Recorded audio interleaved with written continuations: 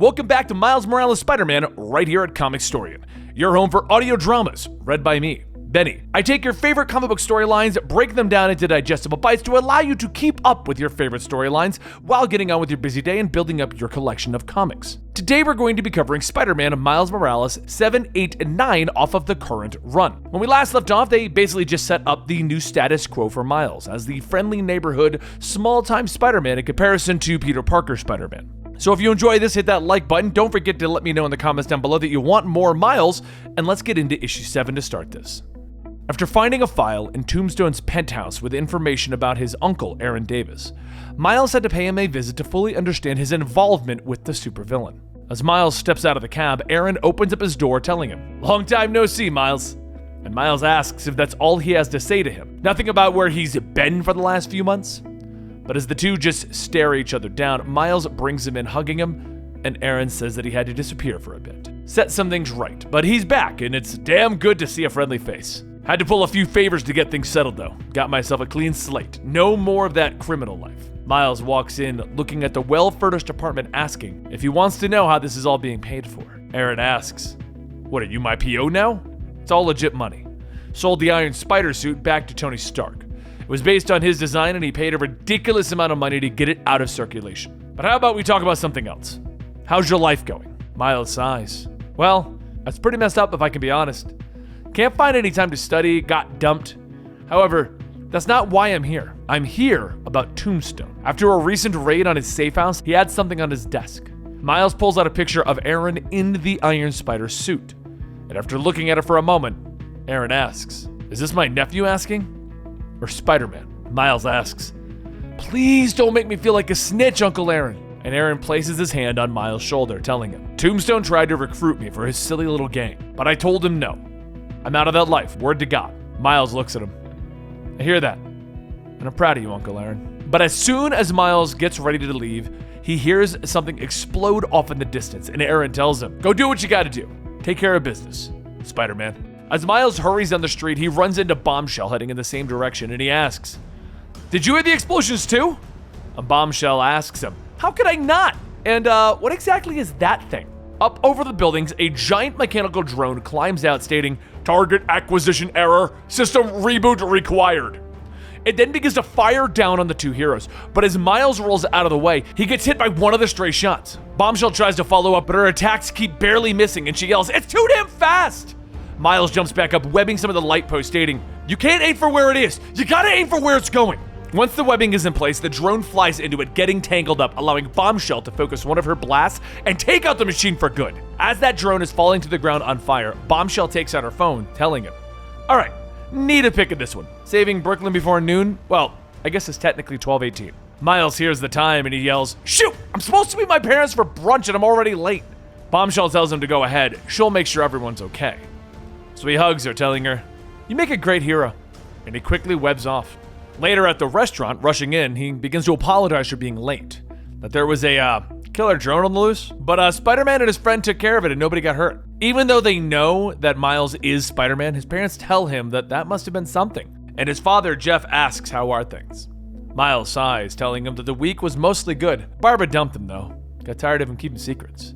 Miles' mother, Rio, says that she's very proud of him, and Jeff tells him that he's still in high school and look at what he's done. Saved the world. He saved other worlds. And Rio then says that is why they know that he'll be able to handle this. They're gonna have a baby. Miles stops. He's taken aback and he asks, When did this happen?" Jeff says, "Well, with you out of the house these days, your mother and I had more time with..." And Miles stops him right there.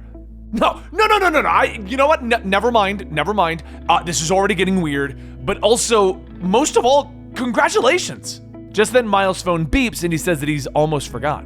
He has to get to the library to study with Genki. I'll see you guys later. So he hurries back out, and off in the distance, something begins to watch him. The computer states, Asset Quantum's distance and unique state of being cloaked is enough to be out of range of subject 002 to 004's innate danger detection. Before Miles realizes, a blue energy being appears behind him, and Miles quickly turns around to attack, but as he does, the being disappears. His spider sense then goes off again, and that being teleports and comes out swinging, narrowly missing him. He tries to go back on the offensive, but that being then teleports again, only to reappear and hit him from behind. Miles begins to get frustrated, but as he turns back, he misses again. The being then pops out of another portal, cracking him in the back of the head, stating, Asset Quantum has acquired subject 002 to 004. And a short while later, Miles begins to open up his eyes, seeing himself strapped to a table without his mask, as he panics, shouting, "Let me out of here!" The robotic voice states, "Subject is conscious again. We will not deliver the terms of agreement." Miles struggles, asking, "Who are you?" And the voice comes back, telling him, "Subject must be silent to hear terms of agreement. If subject is not silent, subject understands that disciplinary measures will be instituted." Miles balls up his fist, stating, "Whoever you are, I'm about to institute some disciplinary measures upside your head." At that moment, he's electrocuted, and the voice continues, "We will deliver the terms of agreement to the subject." A thin metallic man begins to state that they are the Assessor. They assess subject capabilities for proprietary development. The terms are as follows. Subject 002 to 004 will participate in trials assigned by the Assessor, and if the subject does not participate in the trials to the Assessor's satisfaction, the subject understands disciplinary causes may be invoked at their discretion. An image of Miles' family and friends appears, and he begins to yell, Hey, no! And the Assessor goes on telling him, disciplinary causes may be directed at the subject or towards the subject's associates. Miles tries to break free, shouting, "Let me go!"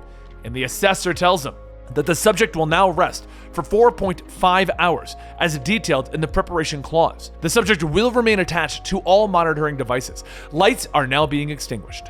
Miles yells out that he just wants to go home, and that's when darkness begins to proceed. 4.5 hours later, the Assessor returns, stating that the subject will now wake, commencing assessment of threat detection and attendant combat skill. The latches on the table holding Miles in place all begin to release, and Miles is thrown into a combat simulation. He jumps through the bullets that are being fired at him as he begins to take down more drones that appear out in the streets, all while the Assessor is taking notes. And as the last drone is destroyed, Miles asks if that's all they got. Without a response, the room is then filled with gas, and the Assessor states that the subject will rest for 2 hours as detailed in the preparation clause. Trials will commence in 2.5 hours. Day after day, Miles is put through more and more combat exercises, training simulations, and even gets experimented on. His body is beaten and dragged down over and over and over again, but one day, as Miles lays strapped onto the examination table, two scientists look through the notes and state that there's clearly some triggering event. Arachnid DNA. The other one says sure, but what if there's some genetic predisposition to receptively that? And the first scientist then asks, a Spider-Man gene? As the scientists go back and forth with their theories as to how Miles became Spider-Man so easily, they mention that they may need to bring in those close to the subject. They will start with the family and work their way outwards. But the thought of others going through what he's been going through begins to send Miles into a fit of rage, ripping off his restraints and quickly knocking everything over as he runs towards the exit. The alarms begin to sound, but before Miles can get down the hall, Quantum appears in front of him again, and Miles yells out, "Come on, get out of the way!" But as Miles tries to fight, it's the same as before. He misses Quantum teleports, hitting him from behind. After the last hit, Miles staggers back, stating, "Okay, let's change it up. I'm gonna try a little Venom Blast." Miles moves and then shifts, punching at the opening he left and lands right through Quantum's chest. Quantum falls out of the portal, and Miles then says, "Okay, now I just gotta find a way out." But up ahead, Miles sees the doors to the outside. The light shining through makes him run even faster. He did it! He can finally leave! And as he runs through, he stops, looking around at the metal room, and the Assessor says that the subject's endurance under simulated escape conditions exceeds projected parameters. More assessment must be connected.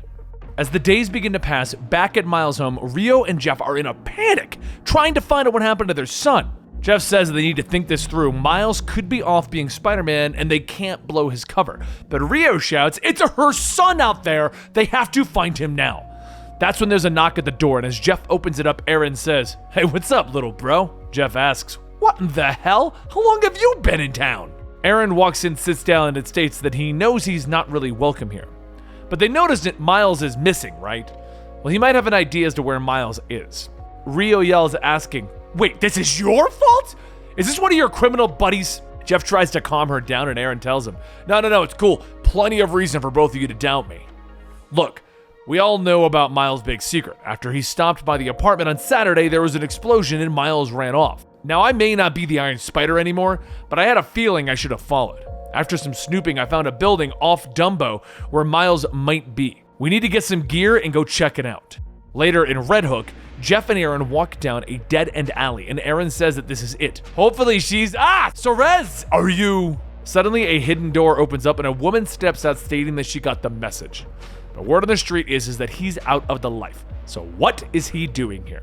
Aaron tells Sorez that he's doing what he has to do right now. Is the new suit ready? Sorez says yes, but it's expensive. And if he's on the straight and narrow, how exactly is he going to pay for it? Aaron tells her that he'll owe her his services. Any job she wants, all expenses included, no questions asked. As everyone walks into the lab containing the new suit, Sorez asks if he's sure about this because he knows how this works. Jeff says that he can't let him do this. And Aaron stops him, telling him that they don't have time for him to play his brother's keeper. Show him the suit, Sorez. Geared out in his Prowler suit, Aaron and Jeff sit on a rooftop, with Aaron stating that the building they need to get to is across the street. Guards look like they're about to hit their shift change, which fits with his info.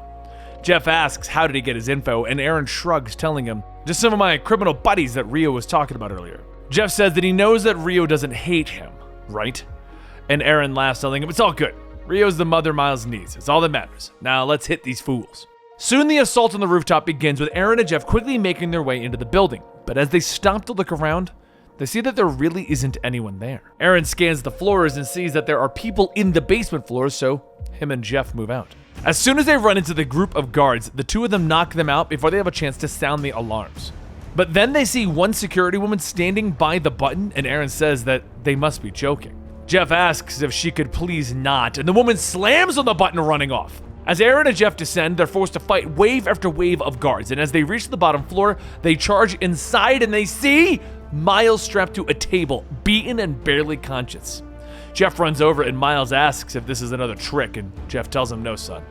No tricks. Aaron and Jeff help him down, and the Assessor appears on the screen stating, continuing Assessor, supplementary report on retention of subject 002004. Asset Quantum will now initiate non-lethal acquisition of subject motivation assets. Quantum appears through a portal, bashing Jeff to the ground. As he moves to Aaron, Aaron leaps up to the ceiling, telling him, I got some tricks too. As Aaron gets ready to attack, the cloaking drops and Quantum gets a clean hit in. Miles then jumps towards Quantum, telling him to stop, but Quantum spins back, knocking him to the ground. Soon, everyone gets to their feet and they begin to attack, but before they can make any progress, Quantum slips through another portal, disappearing. The Assessor says that the Executive Committee report is as follows. They've completed the review of Subject 002004. Asset Quantum will now be able to withdraw to avoid further asset expenditures. Despite trial interference, net data profit from Subject 002 to 004 trials has been significant. Full details of their findings will be available soon. Everything fades away, and Jeff says that it's their chance.